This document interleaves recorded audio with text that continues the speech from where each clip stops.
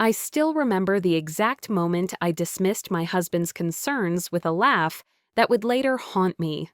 We were sitting at our kitchen table, the morning light streaming through the windows, and Marcus had just asked me, again, if I thought I was spending too much time with Derek. "Are you seriously doing this again?" I had said, rolling my eyes. "Derek is my best friend. We've known each other since college. You knew about him when you married me." Marcus's jaw had tightened, but his voice remained calm. "I know that, Emma. I'm not asking you to stop being friends with him. I'm just saying that maybe there should be some boundaries." "Boundaries?" I laughed, a sharp sound that cut through the kitchen. According to YouTube analytics, 99.6% of viewers are not subscribed. That's a huge number. By subscribing the channel that is completely free, you'll help support the channel and never miss fresh content. "What are you so insecure about? Derek and I are just friends. Always have been, always will be." "God, Marcus, you sound pathetic." The word pathetic had hung in the air between us, and I watched something shift in my husband's eyes, something dark and final. But I was too wrapped up in my righteousness to notice, too convinced of my own innocence to see the hurt I was causing. That conversation happened 3 months ago.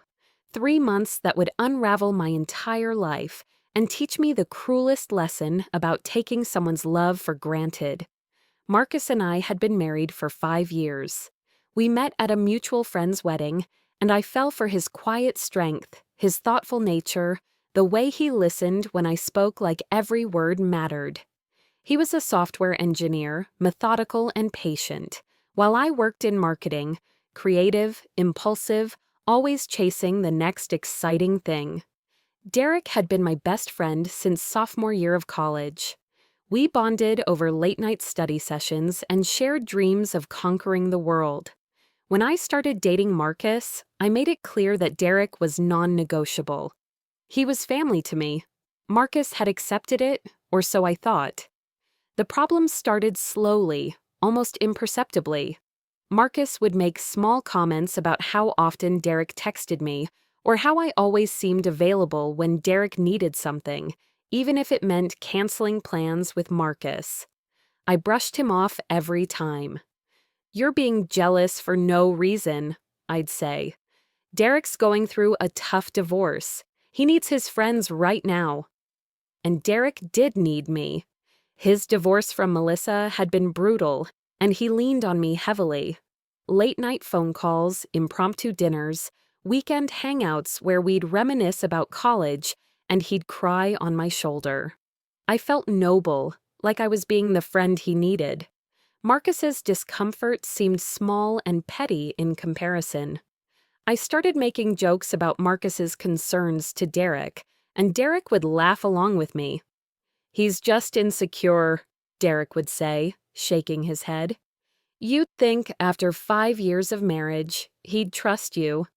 "Right?" I agreed enthusiastically. "It's exhausting having to constantly reassure him that we're just friends." What I didn't see, what I refused to see, was that I was building a wall between my husband and myself, brick by brick, with every dismissal and every mocking laugh. The turning point came on a Tuesday evening. I came home from dinner with Derek, our 4th one-on-one dinner that month, to find Marcus sitting in the living room, his laptop closed beside him, a folder of papers on the coffee table.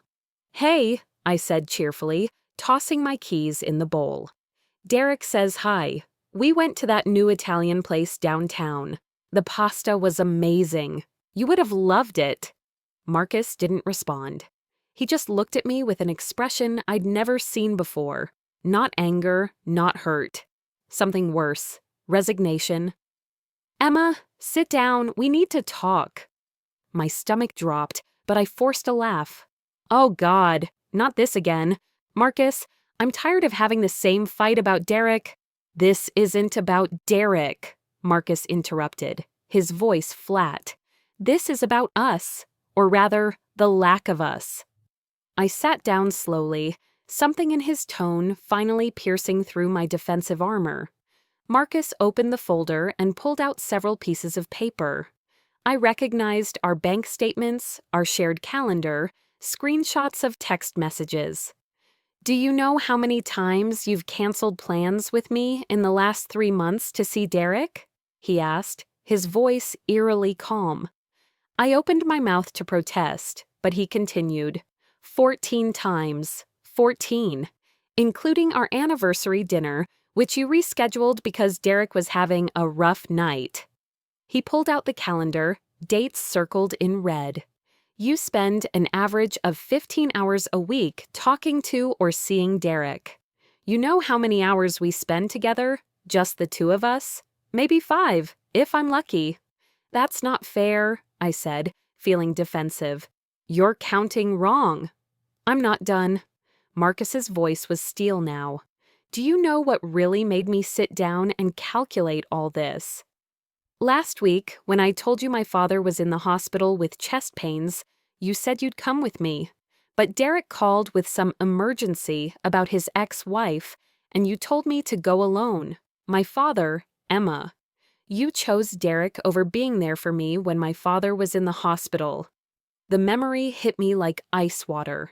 I had done that. I had justified it to myself because Derek had sounded so desperate. But seeing Marcus's face now, I felt the first cracks in my righteous certainty. "You've made me feel like I'm crazy for the past year," Marcus continued, his voice shaking now.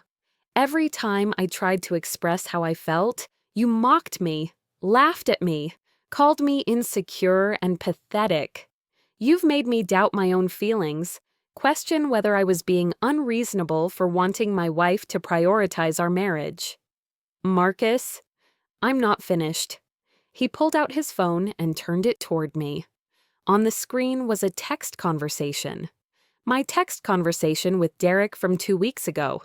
Derek: "Marcus giving you grief again?"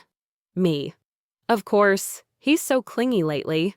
Honestly, sometimes I wonder if I married the right person. You and I never fight like this." Derek: "Maybe you didn't. You know I've always thought you could do better." Me: "Lowell, stop. But seriously, he needs to chill out. I'm getting tired of the jealousy. I felt sick." Reading those words, seeing them on the screen in Marcus's hands, I realized how they must have sounded to him, how they must have cut. "How did you left your iPad open last week," Marcus said quietly. "I wasn't snooping. The messages just appeared on the screen." The room spun. "Marcus, those messages, they don't mean anything. I was just venting. Everyone vents to their friends." "Everyone doesn't tell their friend that they regret marrying their spouse," Marcus said, and for the first time, his voice broke. "Everyone doesn't prioritize someone else over their marriage and then mock their husband for having feelings about it." Tears were streaming down my face now. "I'm sorry. God, Marcus. I'm so sorry. I didn't mean—" "Yes, you did." He stood up, and I saw his hands were shaking. "That's the thing, Emma. You meant every word. You meant it when you called me pathetic. You meant it when you chose Derek over me, again and again. You meant it when you questioned our marriage to another man." "No," I sobbed. "No, please. I wasn't thinking—" "That's exactly the problem. You weren't thinking about me, about us, about what you were doing to this marriage." He picked up a small duffel bag I hadn't noticed by the couch. "I'm going to stay at my brother's for a while." Panic seized me. "What? No! Marcus, please. We can work this out." "Can we?" He looked at me with such sadness that my heart shattered. "Emma, I have begged you for months to see what you were doing. I've tried to talk to you. I've tried to explain how I felt. And every single time you laughed at me. You made me feel small and stupid for having emotions. You gaslit me into thinking I was the problem. I didn't mean to." "I know you didn't mean to," he said, and somehow that was worse than anger. "That's what makes this so hard. You didn't mean to destroy my trust. You didn't mean to make me feel like I'm second place in my own marriage. You didn't mean to, but you did. And I can't keep living like this." He walked toward the door, and I followed him, sobbing. "Please don't go. Please, I'll do anything. I'll stop seeing Derek. Marcus turned at the door. "The fact that you think this is just about Derek shows how much you still don't understand. This is about respect, Emma. This is about partnership. This is about you valuing me enough to listen when I say I'm hurting instead of mocking me for it." "I understand now," I pleaded. "I see it now. Please give me a chance to fix this." "I need time," Marcus said quietly. "I need time to figure out if I can trust you again. If I can be in a marriage where I'm constantly afraid that my feelings will be dismissed or ridiculed." "How much time?" He looked at me for a long moment. "I don't know." And then he left, closing the door softly behind him, and I collapsed on the floor, understanding for the first time what I had done. The next few days were agony. I called and texted Marcus constantly, but he only responded with brief messages asking for space. I took a sick day from work and spent it curled up on our bed, drowning in the evidence of my betrayal. I looked through our text messages, through photos, through our calendar. Marcus was right. The evidence was damning. I had consistently chosen Derek over Marcus, had made my husband feel like an intruder in his own marriage. On the third day, Derek called. "Hey, haven't heard from you in a few days. Everything okay?" For the first time, I heard something in his voice that I'd been too blind to notice before. A possessive familiarity that crossed lines I'd pretended didn't exist. "Marcus left me," I said flatly. There was a pause. "What? Why?" "Because of you. Because of us. Because I was a terrible wife." "Come on, Emma. Don't be so dramatic. He's just being insecure again. He'll come back." The dismissive tone, the casual cruelty. It was like hearing my own voice played back to me, and I finally understood how I must have sounded to Marcus all those times. No, Derek, he was right. About everything. Right about what? That you can't have friends? That's controlling, Emma. You can't let him manipulate you like— "I have to go," I interrupted. I think we need to take a break from our friendship." "What?" Derek's voice sharpened. "Emma, come on. Don't let him do this. Don't let him isolate you from your friends. That's abuse." "Stop," I said firmly. "Just stop. This isn't about Marcus controlling me. This is about me not respecting my marriage. This is about me allowing a friendship to become inappropriate." "Inappropriate? We're just friends." "Are we?" I asked. "Be honest, Derek. Have we really just been friends?" The silence on the other end told me everything I needed to know. "I knew you when you were married to Melissa," I continued, my voice shaking. "I would never have talked to you the way I do now. I would never have prioritized you over my own relationship. Something changed when you got divorced, and I let it change. We both did." "Emma, I need to go. I need to try to save my marriage. Goodbye, Derek." I hung up and blocked his number, feeling like I was cutting off a limb, but also feeling, for the first time in months, like I was breathing clearly. I sent Marcus a long text message. I didn't expect a response, but I needed him to know that I finally understood. "Marcus, I don't expect you to forgive me. I don't even know if I deserve forgiveness. But I need you to know that I finally see it. I see what I did. I see how I disrespected you, how I dismissed your feelings, how I prioritized someone else over the man I promised to love and honor. I was cruel. I was selfish. I was blind. I cut Derek out of my life. Completely. But not because you asked me to. Because I finally realized that what we had crossed lines, I should never have let it cross.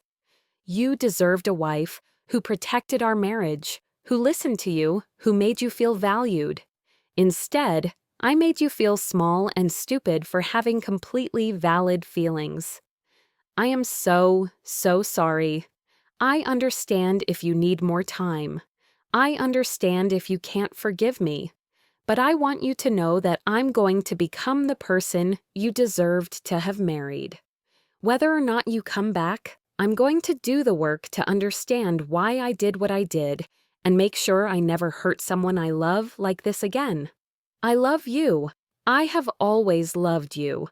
I'm just sorry it took losing you to realize I wasn't showing it. He read it, but didn't respond. I made an appointment with a therapist, not couples counseling, just for me.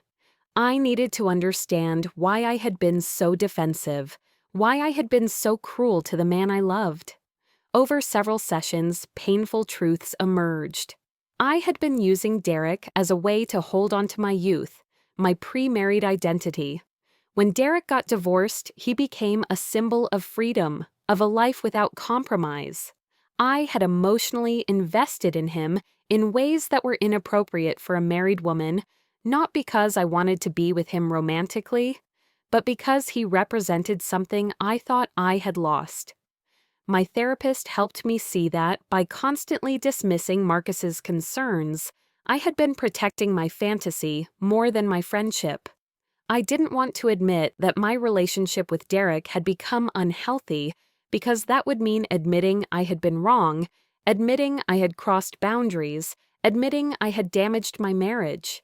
The mocking, the ridicule, the gaslighting, those were defense mechanisms. By making Marcus feel crazy for his concerns, I didn't have to face the uncomfortable truth that he was absolutely right. 2 weeks after Marcus left, he agreed to meet me for coffee. He looked exhausted. I probably looked worse. "How are you?" I asked quietly. "Tired," he said. "Sad, angry, confused. Take your pick." "I'm sorry," I said. "I know I've said it before, but I need to say it again. I'm sorry for everything. For dismissing you, for mocking you, for making you feel like your feelings didn't matter. You were right about everything." Marcus studied his coffee cup. "I saw that you blocked Derek." "I did, completely out of my life." "You didn't have to do that for me." "I didn't do it for you," I interrupted gently. "I did it for me, for us, because I finally realized that friendship had become toxic.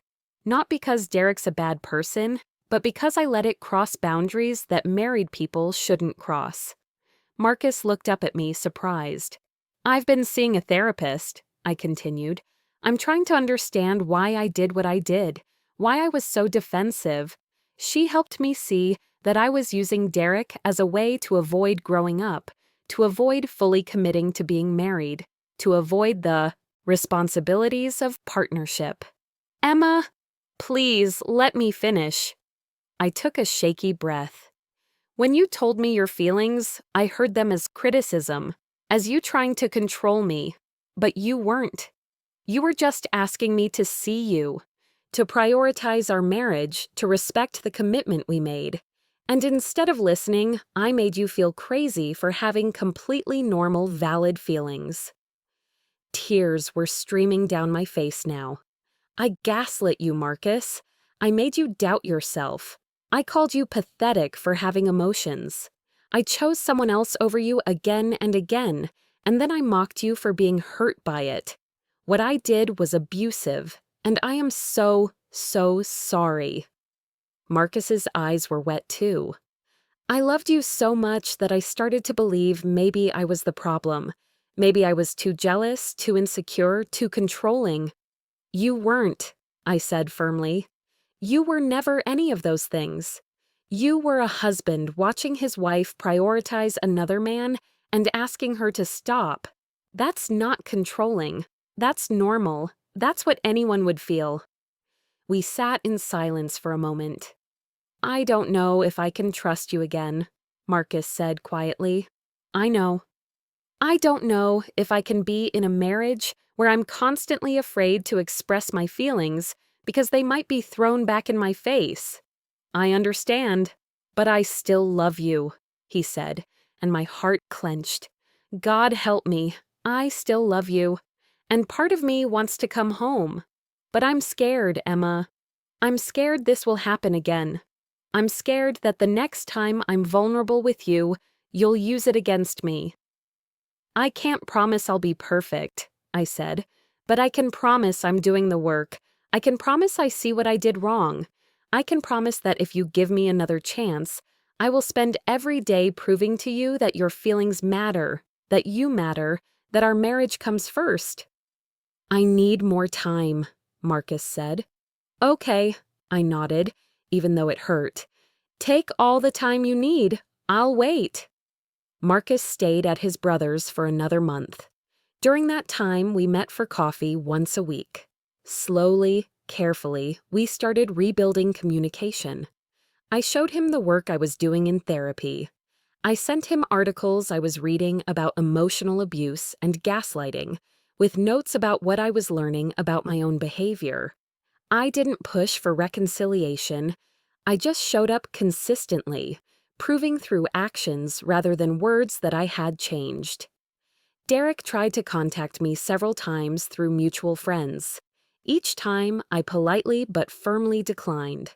One friend told me Derek was telling people that Marcus had isolated me, that I was in an abusive relationship. The old me would have been swayed by that, would have questioned whether I was doing the right thing. The new me understood that Derek's version of events was a fantasy, one I had helped create by complaining about my husband instead of addressing issues in my marriage directly. 6 weeks after he left, Marcus came home. It wasn't a fairy tale reunion. We didn't fall into each other's arms and declare everything fixed. Instead, he brought his bag back slowly, and we sat on the couch together, a careful distance between us. I want to try, he said, but I need you to understand that trust isn't just rebuilt overnight. This is going to take time. I know, I said, and we need couples counseling, real counseling, where we both work on our issues. Absolutely. And if I say something makes me uncomfortable, I need to know you'll listen. Actually listen, not just hear me and then do what you want anyway. I will, I promise. He reached out and took my hand, and I held it like it was made of glass.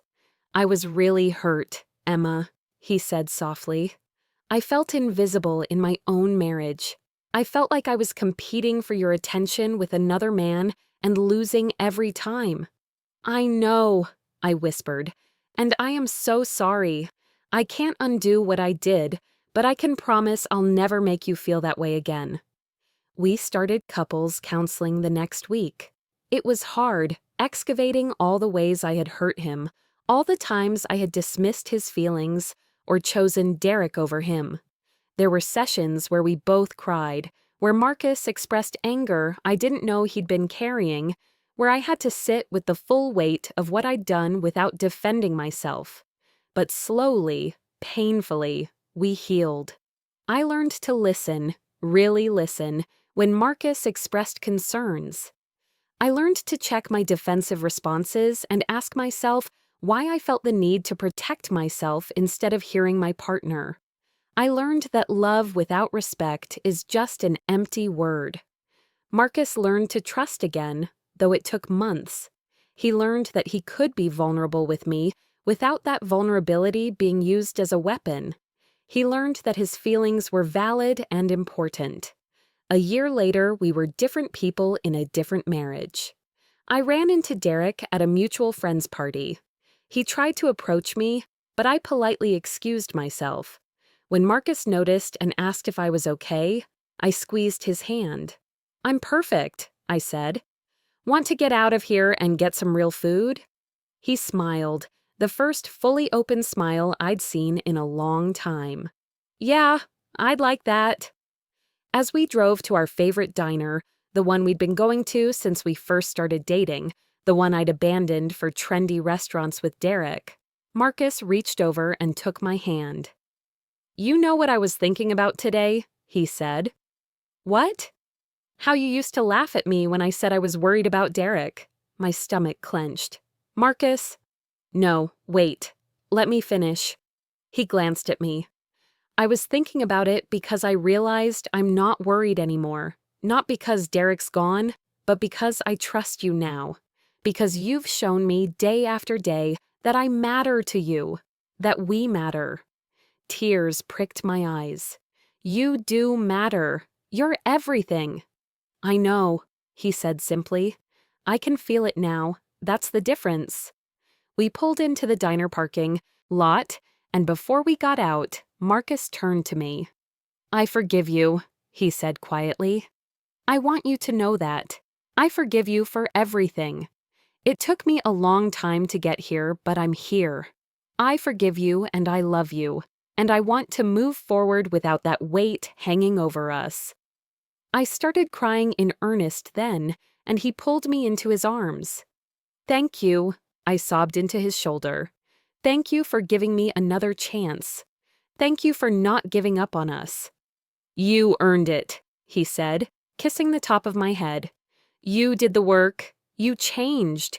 You showed up every single day and proved that you meant it. We sat in that car for a long time, holding each other, both of us grateful for second chances and hard-won wisdom. Looking back now, I understand that Marcus trying to leave wasn't revenge. It wasn't punishment. It was self-preservation. It was a man who had been broken down and dismissed, finally finding the strength to say enough. His leaving shocked me into awareness, forced me to see what I had refused to see for so long. It was the catalyst I needed, though I hate that it took nearly losing everything to make me open my eyes. I learned that love isn't just about feelings. It's about actions. It's about respect. It's about listening to your partner when they say they're hurting, instead of making them feel crazy for having emotions. I learned that loyalty means setting boundaries, even with people you care about. It means protecting your marriage, not just assuming it will survive anything because you said, I do. Most importantly, I learned that when someone you love tries to tell you you're hurting them, the cruelest thing you can do is laugh.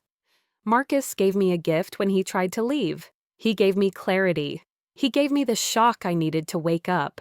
He gave me a chance to become the partner he deserved. Not everyone gets that chance. Not everyone takes it. I'm grateful every day that I did.